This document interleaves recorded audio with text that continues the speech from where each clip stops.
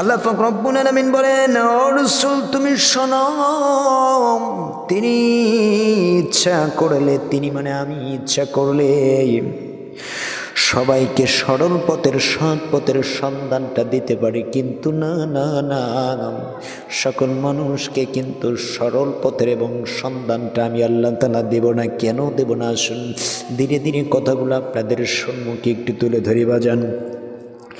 এই আয়াতে কারিমার ভিতর থেকে দেখেন আল্লাহ পাক রব্বুল আলামিন কেমন সরল পথটা মানব জাতির জন্য দেখিয়ে দিলেন। আল্লাহ পাক রব্বুল আলামিন এটা বিশ্ব নবীর কাছে বললেন, নবীরে আপনি শোনেন, আপনাকে সৃজন করার মাত্র আমার একটাই উদ্দেশ্য, একটাই সিচুয়েশন, সেটা হলো মানুষের দ্বারে দ্বারে দ্বারে দ্বারে আপনি যে ওই সেই গ্রন্থ এই কালামুল্লাহ শরীফটা মানুষের কাছে বলা শুরু করে দেন। কে হেদায়েত পাবে, কে হেদায়েত পাবে না, নবী গ একমাত্র এটা আমি আল্লাহ তাআলা রব্বুল আলামিন আমি তো ভালো জানি। না না না, কারোর সাথে কখনো জোর জবরদস্ত করবেন না, কারণ হেদায়েতের মালিক হলো আমি আল্লাহ। আমার মুসলমানেরা, এই যে এখানে এত সংখ্যক মানুষ এসেছেন, একটা বারের জন্য চিন্তা করে দেখেন, সকল মানুষগুলো তো হেদায়েত পাবে না। হেদায়েত যাকে আল্লাহ পাক রব্বুল আলামিন যাকে ইচ্ছা করবে তারই হেদায়েতটা দিয়ে দেবে।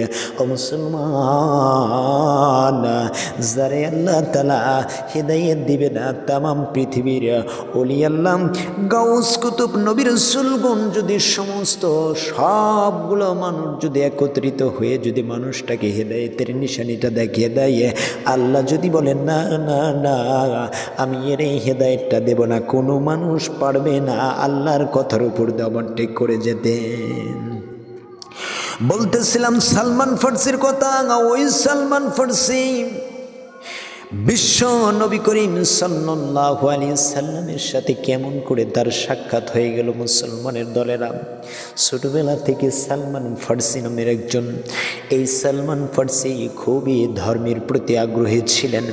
এমন সময় দেখা যায় তিনি ধর্ম শেখার জন্য দেখা যায় ফার্সি দেশে যখন আগমন করলেন, করার পর একজন পাত্রীর কাছে যায় বললেন, ও পাত্রী একটা বারের জন্য শোনেন, আপনি আমার ধর্মের গুরু, আমি আপনার কাছে কিছু জ্ঞান শিখতে চাই, যে জ্ঞানটা শিখলে পারে সত্যটা জানতে পারবো, সত্যর দিকে মানুষদেরকে ডাকতে পারবো।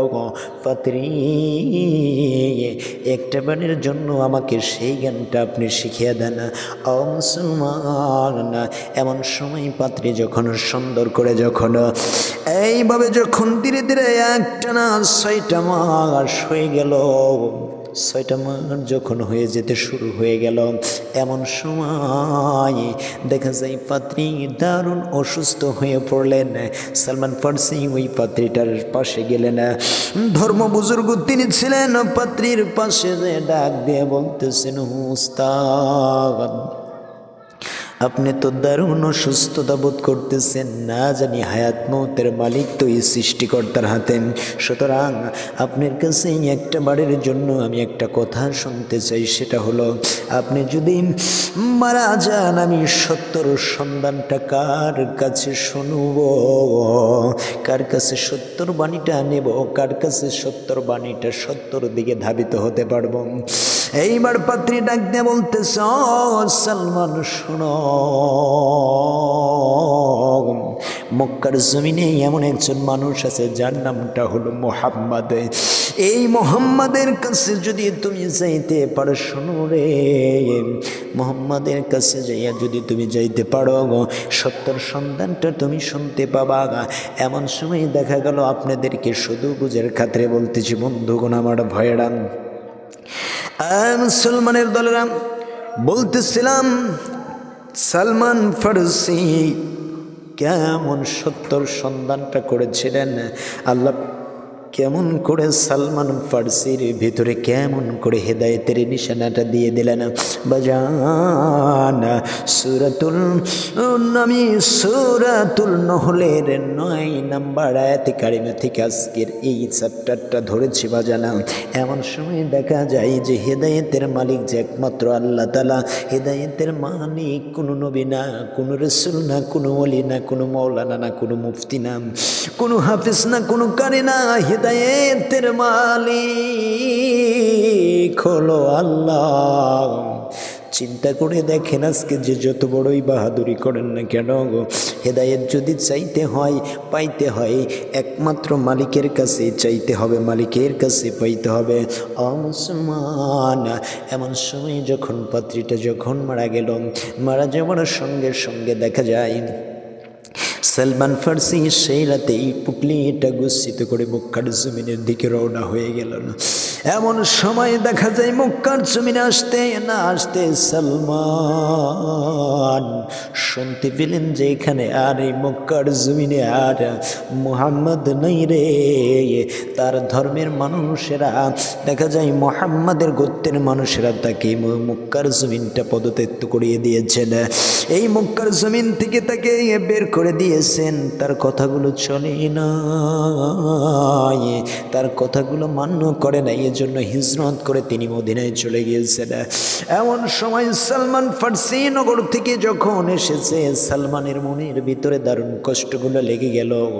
দারুণ কষ্টগুলো যখন লেগে গেল, সালমান এমন সময় দুইটা চোখের পানিগুলো যখন ছেড়ে দিলেন। মুসলমানের দলেরা চিন্তা করে দেখেন, এমন সময় দেখা যায় একজন পাত্রীকে জিজ্ঞাসা করলেন, ভাই মুহাম্মদ নামের যেই লোকটা মক্কার জমিনে অবস্থান করছিলেন, জন্মভূমি যার মক্কায় রে, এই মানুষটা আজকে কই কই কই? ওই মানুষটা ডাক দিয়ে বলতেছে, মুহাম্মদ আজকে মদিনায় হিজরত করে মদিনাতে চলে গিয়েছে। সালমান ফার্সির দুইটা চোখের পানিগুলো ছাড়লেন, সেরে সেরে এমন সময় দেখা যায় তিনি মদিনার দিকে যখন রওনা হয়ে গেলেন, মক্কার জমিনটা ত্যাগ করে মদিনার জমিনের দিকে যখন তিনি রওনা হয়ে গেলেন। মুসলমান, এমন সময় আসতে না আসতে মদিনার বড় বাজারে, সবচাইতে বড় বাজারে সালমান ফার্সিকে দেখে কড়াই করে দিলেন। এমন সময় সালমান ফার্সি বিক্রয় হয়ে গেল। সালমান ফার্সি বিক্রয় হয়ে যাবার পর এমন সময় দেখা যায় তার মনিবের কাছে যে বলতেছে, গো মনিব শুনি গো, এই মদিনার জমিনে একজন মুহাম্মদ লোক এসেছে নাকি? হ্যাঁ এসেছে। মনিব, মনে বড় ইচ্ছা ছিল রে সত্য জানার সন্ধানে সেই ফার্সি নগর থেকে এসেছে। মুসলমান, হিদায়াতটা কারে বলে একটা বারের জন্য চিন্তা করে দেখে না। সালমান ফার্সি চোখের পানিগুলো ছেড়ে ডাকতে বলতেছে, মনিব ষড়যন্ত্র রক্ষিত পড়ে সালমান ফার্সি যখন তিনি বিক্রি হয়ে গেলেন। মুসলমান, এমন সময় যখন সালমান ফার্সি যখন বিক্রয় যখন হয়ে গেলেন, হয়ে যাবার পর দেখা যায় কিছুদিন যাবার পর আমার নবীজির সাথে যখন সালমান ফার্সির যখন সাক্ষাৎটা হয়ে গেল, আমার নবীজির চেহারাটা দেখে এমনভাবে ওই যে পাত্রীটা আছে, পাত্রী ফার্সি নগরে মৃত্যুবরণ করলেন, ওই পাত্রীকে সালমান ফার্সি ডাক দিয়ে বলছিলেন যে মুহাম্মাদের সাথে যে আমি দেখা করব, এই মুহাম্মাদের চেহারাটা কেমন হবে, কেমন করে তারে চিনব। এমন সময় পাত্রী বলিয়েছিলেন তার এত সুন্দর চেহারাটা হবে।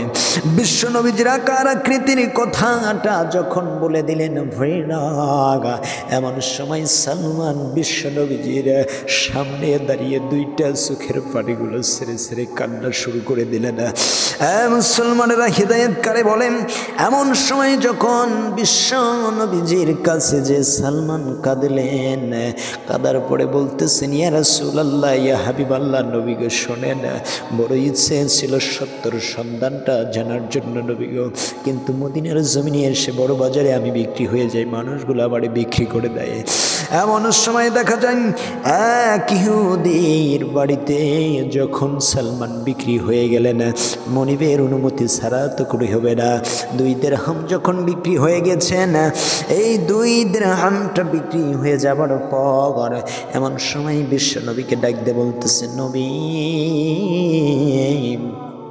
একটা বারের জন্য আপনি শুনে নেন, আপনি বুঝে নেন, এই পৃথিবীর জমিন থেকে সত্যর সন্ধানটা শোনার জন্য আমি এসেছি নবী গো। আপনার হাতে হাত রেখে কালেমা পড়ে মুসলমান হয়ে যাব। এমন সময় দেখা যায় ওই তো দেখা যায় ইহুদি যখন সালমানের মনিবটা চলে এসেছেন, সালমানকে যখন বাতিয়ে দিয়েছে, এমন সময় বাড়িতে নিয়ে যাওয়ার পর, ও সালমান তুমি মুহাম্মাদের সাথে কি কথাটা বললে? এইবার ডাক দিয়ে বলতেছে, মনে বড় ইচ্ছে জেগেছে, সত্যটার সন্ধানটা আমি জানবো, সত্যর পথে আমি পরিচালিত হবে। মুসলমানের দলেরা এমন সময় দেখা যায় এইবার ইহুদি সালমানের মনিবটাই এতই বড় কঠোরতা অবলম্বন করলেন, না না না, আমাদের ধর্ম ছেড়ে কি এমন করে মুসলমান হয়ে যাবে, এটা তো বড্ড মেনে নেওয়া যায় না। এত বড় ষড়যন্ত্র সাজাইলেন, সালমানকে পদে পদে আঘাত করা শুরু করে দিলেন। বিশ্বনবীকে সালমান আর দেখতে পারে না। এমন সময় কি আশ্চর্যজনক ব্যবস্থা হয়ে গেল আমার মুসলমান।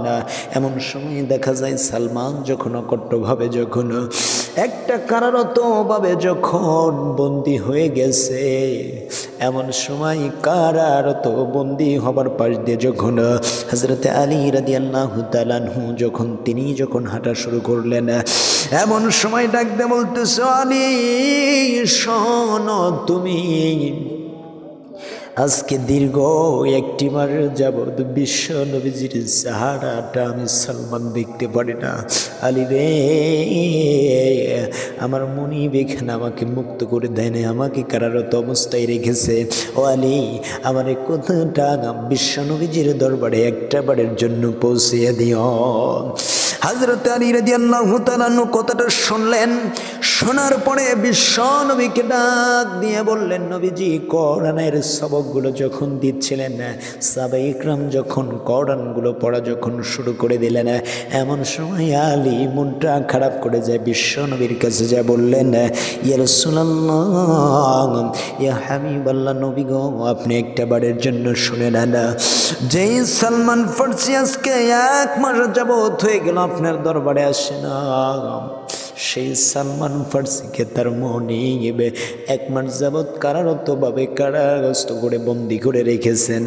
আমার নবীর কাছে যখন এই কথাটা যখন বলেছে, বিশ্ব নবী করিম সাল্লাল্লাহু আলাইহি সাল্লাম দুইটা চোখের পানিগুলো ছেড়ে দিলেন। ছেড়ে দেওয়ার পরে আবু বকরকে পাঠিয়েলেন। আবু বকর, কারণ আবু বকর ছিলেন নরম মানের সাহাবী, কিন্তু তিনি ছিলেন না।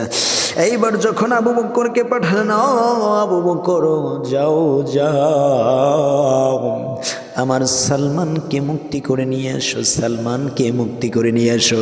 এইবার যখন আবু বকর যখন পাড়ে যখন যাচ্ছেন, যাবার পর এমন সময়ে আবু বকর যখন এইভাবে যখন ওই পাত্রীর কাছে যাই বলতেছেন, এইবার যখন ওই সালমানের মনিবের কাছে যায় বলতেছেন, ও সালমানের মনিব গো, তুমি শোনো, কেন সালমানকে তুমি কারারত অবস্থায় করে রেখেছ, কারাগারে কেন বন্দি করে রেখেছ? এইবার ইহুদি ডাক দিয়ে বলতেছে, শোনো গো আবু বকর, তোমারে ভালো জানি, কিন্তু সালমানের বিষয়ে কোনো কথা বলার জন্য এসো না। এইবার ওই সালমান রাদিয়াল্লাহু তাআলা আনহুর মনিবটা ডাক দিয়ে বলতেছে, আবু বকরের সালমানের কথাটা তুমি জিজ্ঞাসা করো না, কেন জিজ্ঞাসা করবো না? এইবার আবু বকর ডাক দিয়ে বলতেছে, সালমানকে যদি তুমি মুক্তি দাও, তাইলে এর বিনিময়ে তুমি কি কি নিবে, একটা বারের জন্য বলে দাও, বলে দাও। এইবার যখন বিশ্ব নবী করিম সাল্লাল্লাহু আলাইহি সাল্লাম ওই আবু বকরকে শোনার জন্য পাঠিয়েছেন, আমার সালমানকে মুক্তি করে দিবে, এর বিনিময়ে কি চাবে, একটা বারের জন্য বলে দাও। এইবার সালমানের মনিব ডাক দিয়ে বলতেছে, আবু বকর, না না না, তোমাদের দল ভুক্ত সালমানকে হতে দেব না, সালমানকে কখন আমি মুক্ত করতে পারবো না। এই কথাটা যখন বিশ্ব নবীজির কানে যখন চলে আসলো, আসার পরে নবীজি ডাক দিয়ে বলে, হারে, আমাকে আমার সাথে সাক্ষাৎটা করার জন্য আল্লাহর দ্বীনের সত্যর পথে প্রতীত হবার জন্য সালমানকে আজকে কারারত অবস্থায় একটা মাস যাব কারাগারের ভিতরে সালমানকে থাকতে হচ্ছে। মুসলমান রে, এমন সময় দেখা যায় সালমান রাদিয়াল্লাহু তাআলা হয়তো কারারত অবস্থায় যখন আছেন, বিশ্বনবী করিম সাল্লাল্লাহু আলাইহি ওয়াসাল্লাম তিনি চলে আসলেন। আসার পরে এইবার সালমানের মনিবকে ডাক দিয়ে বলতেছে, ও সালমানের মনিব রে, সালমানকে মুক্তি দিয়ে দাও, সালমানকে মুক্তি দিয়ে দাও। এইবার ওই দেখা যায় ইহুদিটা এইবার সালমানের মুক্তির কথাটা শুনে দারুণ কঠোর হয়ে গেলেন। কঠোর হয়ে যাবার পরে বলতেছেন, ও মুহাম্মদ, সালমানকে মুক্তি করে দিতে পারে আমাকে কিন্তু 4 দিরহাম দিতে হবে। ও মুসলমানের দলেরা, এইবার বিশ্ব নবী করিম সাল্লাল্লাহু আলাইহি সাল্লামের কাছে শুধু বলতে দেরি যে 4 দিরহামটা দেওয়া লাগবে। আমার নবীজি বললেন, হ্যাঁ আমি রাজি হয়ে গেলাম। এমন সময় দেখা যায় এইবার পাত্রীটা ইহুদিটা ডাক দিয়ে বলতেছে, ও মোহাম্মদ, মানি না, মানব না। কেন? তুমি না বললে 4 দিরহাম? আমি তো রাজি হয়ে গেছি। এইবার সালমান ফার্সিকে মুক্তির সন্ধানে মুহাম্মদুর রাসূলুল্লাহ সাল্লাল্লাহু আলাইহি সাল্লামের পাশে পাত্রীটা ডাক দিয়ে বলতেছে, ইহুদি ডাক দিয়ে বলতেছে, ও মুহাম্মদ, আমি তো 4 দিরহাম নেব, এরপরে তোমাকে আর একটা উসিয়ত আছে, সেটা হলো এই যে তুমি দেখতে পারতেছ 4 দিরহামটা দিয়েছ, আর একটা জিনিস দিতে হবে, আমাকে 1000 খেজুরের বাগান করে দিতে হবে। ওই খেজুরের গাছ বড় হবে, ওই খেজুর ধরবে, ওই খেজুর পাকবে, ওই খেজুর খাবো, এরপরে আমি সালমানকে মুক্তি দেব। ওমর রাদিয়াল্লাহু তাআলা আনহু পাশে ছিলেন। ওমর বলতেছেন, ইয়া রাসূলুল্লাহ, ইয়া হাবিবাল্লাহ, একটা বারের জন্য অনুমতিটা দিয়ে দেন, ওরে জম্মির খেজুরটা পাকায়া খাওয়ায়া দে। আমার নবীজি বললেন, আতিউল্লাহ ওয়া আতিউর রাসূল উলিল আমরি মিনকুম। জোরে বলেন আল্লাহু আকবার। মুসলমানেরা, এইবার বিশ্ব নবীজি বললেন, ওমর, তোমার নেতা যেখানে আছে, না না না, তুমি কঠোরতা অবলম্বন করো না। ইসলাম কারোর কঠোরতা অবলম্বন করে না। আমার মুসলমানের দলেরা, এমন সময় দেখা যায় বিশ্ব নবী করিম সাল্লাল্লাহু আলাইহি ওয়াসাল্লাম বললেন, ওই ইহুদি, আমি তাতেই রাজি, আমার সালমানকে তথাপি মুক্ত করে দিতে হবে। এইবার যখন নবী করিম সাল্লাল্লাহু আলাইহি ওয়াসাল্লাম কারাগারে সালমানকে রেখে, এমন সময় বিশ্ব নবী করিম সাল্লাল্লাহু আলাইহি ওয়াসাল্লাম আবার চলে আসলেন। আসার পর সকল সাহাবায়ে ইকরামদেরকে একত্রিত করে একটা মজলিস গঠন করলেন। করার পরে ডাক দিয়ে বলতেছে, তোমরা শোনো রে, তোমরা দেখতে পাচ্ছ এই যে আমি ইহুদিকে কথা দিয়েছি 1000 খেজুরের বাগানটা দিয়ে, ওই খেজুর ধরবে, খেজুর পাকবে, এরপরে ইহুদি খাবে, তারপরে সালমানকে মুক্তি দিবে। দাও দাও, কার বাড়িতে কতগুলো খেজুরের বিচিগুলো আছে, একটা বাড়ির জন্য তাড়াতাড়ি নিয়ে সব। ইসলামের জন্য দেখেন ইসলাম কেমন। ইসলাম কারোর সাথে বাজাবাজি করে না, কারোর সাথে অতবস্তুত করে না। এমন সময় দেখা যায় সকল সাহাবীগুলো যখন 1000 চারা, যখন খেজুরের চারাগুলো যখন 1000 যখন গুচ্ছিত করলো, মুসলমান 1000 চারাটা গুচ্ছিত করে এইবার সালমান ফার্সিকে মুক্তি করার সন্ধানে আল্লাহ পাক রব্বুল আলামিনের দরবারে ফরমান জারি হয়ে গেল, জিবরাইল, আমার বন্ধুর কাছে যাও, আমার বন্ধু যেন ওই চারাগুলো, বীজগুলো যখন রোপণ করবে, ওই বীজগুলো যখন জমিনে রাখবে, জমিনের ভিতরে আমার বিশ্বনবী এবং সাহাবায়ে ইকরাম কেউ যেন চক্ষু খুলে যেন চারাগুলো যেন না রাখে জমিনের মাঝে। সকল মানুষগুলো যেন চারাগুলো বন্ধ করে করে করে করে চোখগুলো বন্ধ করে করে চারাগুলো যেন রেখে দেয় মাটির ভিতরে। এইবার দেখা যায় বিশ্বনবীজির কাছে জিবরাইল আমিন চলে আসলেন। আসার পরে ডাক দিয়ে বলতেছেন, ইয়া রাসূলুল্লাহ, ইয়া হাবিবাল্লাহ, আল্লাহর ফরমান জারি হয়ে গেছেন যে আপনার যে এই যে চারাগুলো আছে, এই চারাগুলো প্রতিটা মানুষ যেন চক্ষু বন্ধ করে করে আপনার সাহাবায়ে ইকরামগুলো যখন লাগানো শুরু করে দেয়, এইবার বিশ্ব নবী করিম সাল্লাল্লাহু আলাইহি সাল্লাম সকল সাহাবীদেরকে বললেন, আমার সাহাবীরা রে তোমরা শোনো। সকল সাহাবায়ে ইকরাম, এই যে খেজুরের চারাগুলো যে জমিনে রাখবে, এই খেজুরের বিচিগুলো তোমরা যেন দেখে দেখে যেন না জমিনে রাখো। এমন তো অবস্থায় দেখা যায় বিশ্ব নবী করিম সাল্লাল্লাহু আলাইহি সাল্লাম সকল 10টা লাইন করলেন, 10টা লাইনে 100 করে আপনার খেজুর হবে, 1000 খেজুরের বাগানটা হবে। এমন সময় সকল সাহাবীরা বিশ্ব নবী সহ সকল মানুষগুলো যখন, সাহাবায়ে ইকরামগুলো যখন চক্ষু বন্ধ করে করে খেজুরের চারাগুলো যখন সুন্দর করে বিচিগুলো যখন জমিনে রাখতে শুরু করে দিলেন, এমন সময় দেখা যায় বিশ্ব নবী করিম সাল্লাল্লাহু আলাইহি সাল্লামের একজন সাহাবী, কঠোরতা সাহাবী, যেই সাহাবী রাস্তা দিয়ে একদিন গেলে 40 দিন পর্যন্ত সেই রাস্তায় শয়তান প্রবেশ করতে পারে না, সেই সাহাবীটা বললেন, সকল সাহাবায়ে ইকরাম নবী চক্ষু বন্ধ কইরা কইরা লাগাচ্ছে। ও মালিক, তুমি নির্দেশ দিয়েছো, বিশ্ব নবীজিও নির্দেশ দিয়েছে, না না না না, আমি একটা চারা চক্ষু খুলে লাগাবো। জোরে কোন সুবহানাল্লাহ। আমার মুসলমানেরা, এমন সময় দেখা যায় বিশ্ব নবী করিম সাল্লাল্লাহু আলাইহি সাল্লাম দেখা যায় যে সবগুলো চারা যখন সুন্দর করে যখন চক্ষু বন্ধ করে লাগিয়ে দিলেন, লাগিয়ে দেওয়ার পর আল্লাহ পাক রব্বুল আলামিনের কুদরতটা বোঝা বড় মুশকিলজনক বিষয়, কারণ আল্লাহ তাআলা রব্বুল আলামিনকে চেনা বড় মুশকিলজনক বিষয়। মুসলমান, এইবার ধীরে ধীরে যখন চারাগুলো হয়ে গেলেন, গাছগুলো বড় বড় গাছ গজিয়ে ফেললেন, ওই গাছে খেজুরটা ধরলেন, খেজুরটা পাকলেন। এইবার ইহুদিকে ডাক দিয়ে বললেন, ও ইহুদি, একটা বারের জন্য তুমি চলে আসো, এবার সালমানকে মুক্তি করে দাও, এইবার সালমানকে মুক্তি করে দাও।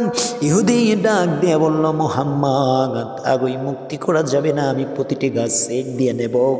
এমন তো অবস্থায় দেখা যায় বিশ্ব নবী করিম সাল্লাল্লাহু আলাইহি সাল্লাম যখন প্রতিটি কাজ যখন সেট দেওয়া শুরু করে দিলেন, পাত্রী সহ ওই ইহুদি সহ সালমানের মনিব সহ প্রতিটা গাছ যখন চেক দেওয়া যখন শুরু করে দিলেন, দেওয়ার সঙ্গে সঙ্গে দেখা যায় এমন সময় বিশ্ব নবী করিম সাল্লাল্লাহু আলাইহি সাল্লাম সহ যখন চেক দেওয়া শুরু করলেন, যাইতে যাইতে দেখা যায় এই 1 2 পৌনে 500 600 700 800 999টা গাছের কাছে যাইয়া একটা গাছে খেজুরও ধরে নাই, ওই গাছটা বেকা তেরা হয়ে দাঁড়িয়ে গিয়ে রয়েছে।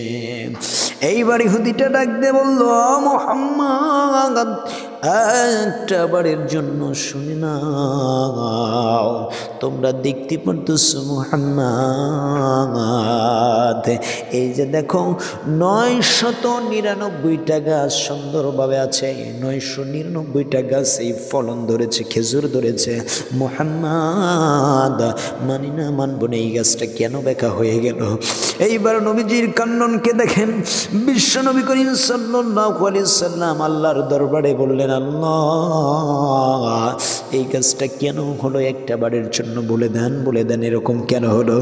এইবার জিবরাইল আমিন আসলেন বিশ্ব নবীর কাছে, আসার পরে ডাক দিয়ে বলতেছেন, ইয়া রাসূলুল্লাহ, এ হাবিবাল্লাহ নবী গো, এই গাছটা আপনার ওমর এই চারাটা চক্ষু খুলে এই চারাটা লাগিয়েছিলেন।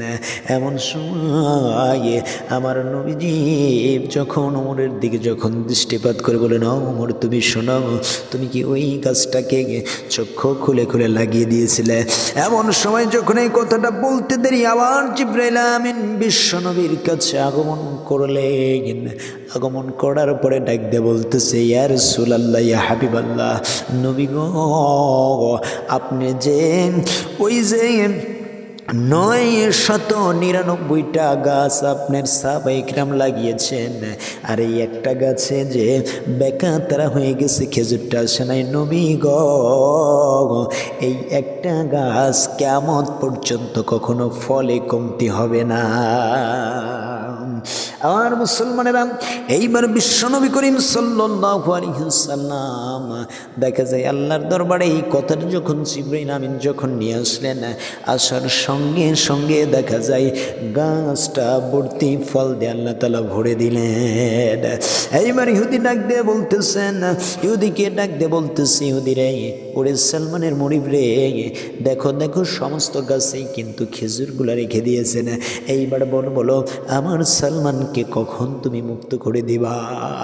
আল্লাহ পাক রব্বুল আলামিন শুরুতেই জানিয়ে দিয়েছিলাম আল্লাহ হিদায়াতের মালিক। আল্লাহ পাক রব্বুল আলামিন সূরাতুল ফুরকানের মাঝে সুন্দর করে জানিয়ে দিলেন, ওয়াকাফা বিরাব্বিকা হাদিয়া ওয়া নাসীরা।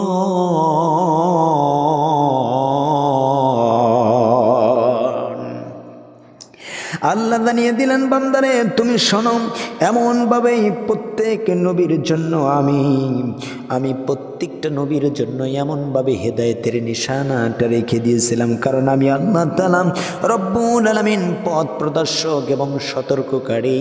এমন তো অবস্থায় এইবার বিশ্বনবীজি ডাক দিয়ে বললেন, চলো চলো কারারত অবস্থায় যে আমার সালমান ফার্সি রয়েছে না, আমার সালমানকে মুক্তি করে দাও।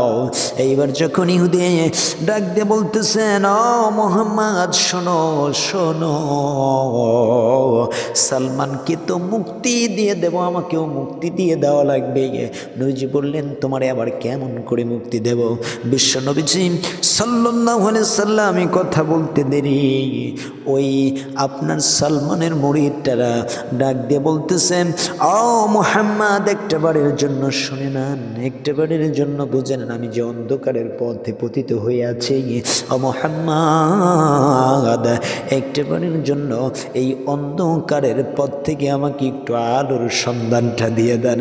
সাথে সাথে বিশ্ব নবী করিম সাল্লাল্লাহু আলাইহি সাল্লাম পড়ে নিলেন, আশহাদু আল্লা ইলাহা ইল্লাল্লাহু ওয়াহদাহু লা শারীকা লাহু ওয়া আশহাদু আন্না মুহাম্মাদান আবদুহু ওয়া রাসূলুহু।